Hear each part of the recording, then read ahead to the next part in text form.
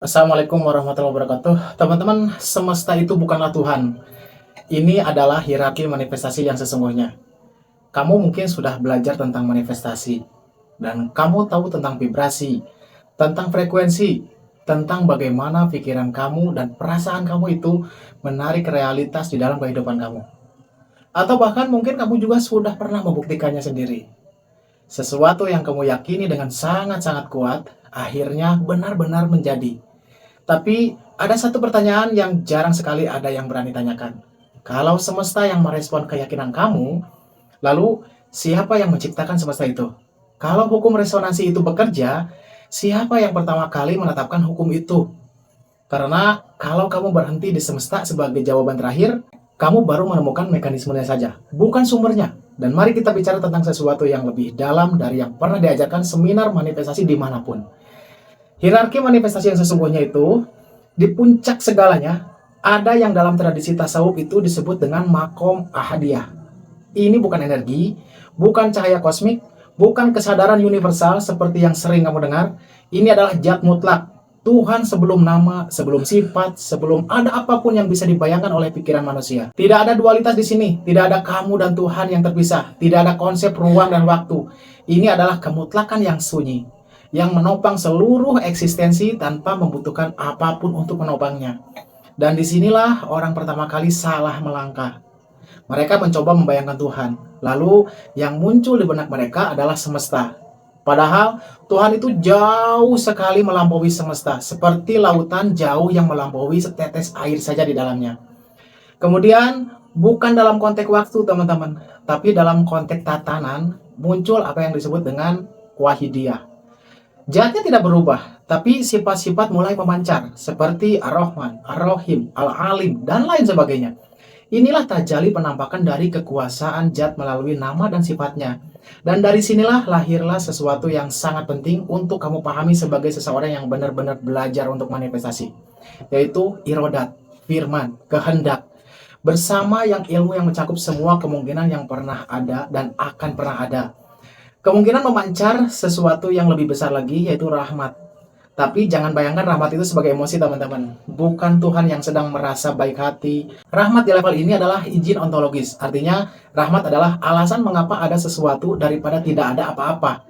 Rahmat adalah yang membuat kemungkinan itu mungkin. Tanpa rahmat, tidak ada hukum resonansi. Tidak ada semesta. Tidak ada kamu.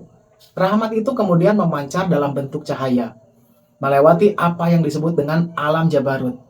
Teman-teman sekarang bayangkan ini sebagai ruang paling sunyi yang pernah ada, alam keheningan absolut, dan disinilah ternyata blueprint seluruh realitas itu tersimpan. Di sini juga rancangan takdir, hukum-hukum universal yang paling mendasar, pola-pola kosmik yang belum punya nama, semuanya ada dalam bentuk arsitektur murni.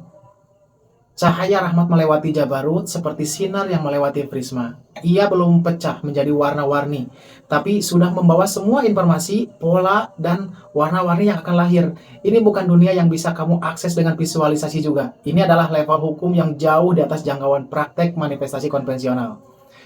Dari alam Jabarut ini, cahaya itu turun ke alam malakut. Disinilah sesuatu yang luar biasa terjadi. Cahaya itu mulai mengental. Blueprint yang tadinya abstrak diterjemahkan menjadi frekuensi, vibrasi, atau pola energi. Unsur-unsur pembentuk seluruh kosmos. Dan inilah titik yang paling relevan dengan perjalanan spiritual kamu. Karena di alam malakut inilah doa manusia itu akan beresonansi. Di sini juga keyakinan yang benar-benar dalam akan menembus jauh lebih dari sekedar menarik sesuatu di semesta. Di sini juga kesadaran kolektif manusia secara diam-diam akan membentuk struktur realitas yang akan kita alami bersama. Tapi perhatikan teman-teman, ini masih bukan materi. Masih bukan sesuatu yang bisa kamu sentuh atau lihat di wilayah sebab akibat yang bekerja di balik layar dari semua yang kamu alami ini. Baru setelah itu, turunlah ke level yang kamu kenal, yang sering disebut di dalam buku-buku manifestasi terkenal, di podcast, di seminar-seminar, yaitu semesta, universe. Dan disinilah letak kesalahpahaman terbesar manusia. Semesta memang luar biasa. Ia benar-benar canggih, lebih canggih dari komputer paling mutakhir yang pernah ada. Ia responsif, ia bekerja seperti ladang probabilitas kuantum yang hidup, yang terus bergerak, yang terus mengkristalkan kemungkinan-kemungkinan menjadi sebuah pengalaman berdasarkan frekuensi yang dipancarkan oleh kesadaran di dalam diri manusia. Ini bukan metafora, ini cara semesta benar-benar bekerja. Keyakinan kamu secara literal itu berinteraksi dengan struktur energetik semesta. Vibrasi batin kamu secara literal itu mempengaruhi kemungkinan mana yang akan dikristalkan menjadi pengalaman atau menjadi materi, teman-teman.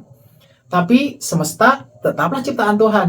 Ia bukan sumber hukum itu. Ia menjalankan hukum itu. Ia bukan pencipta frekuensi itu, tapi ia merespon frekuensi itu. Ia seperti sistem operasi yang benar-benar sangat canggih, tapi ada yang menuliskan kodenya, ada yang menghidupkannya. Dan sistem operasi sebagus apapun, bukan sang programmer, teman-teman. Di lapisan paling bawah, ada dunia yang kamu tinggali sekarang, yaitu alam mulki, dunia material. Disinilah semua yang tadinya berupa kemungkinan akan memadat, mengkristal menjadi sebuah pengalaman fisik. Dan disinilah peran manusia yang sesungguhnya dimulai, teman-teman. Keyakinan kamu, persepsi kamu, vibrasi emosi yang kamu pancarkan secara konsisten, identitas dalam yang kamu pegang tentang diri kamu sendiri, semua itu adalah sinyal yang kamu kirimkan ke dalam sistem semesta ini.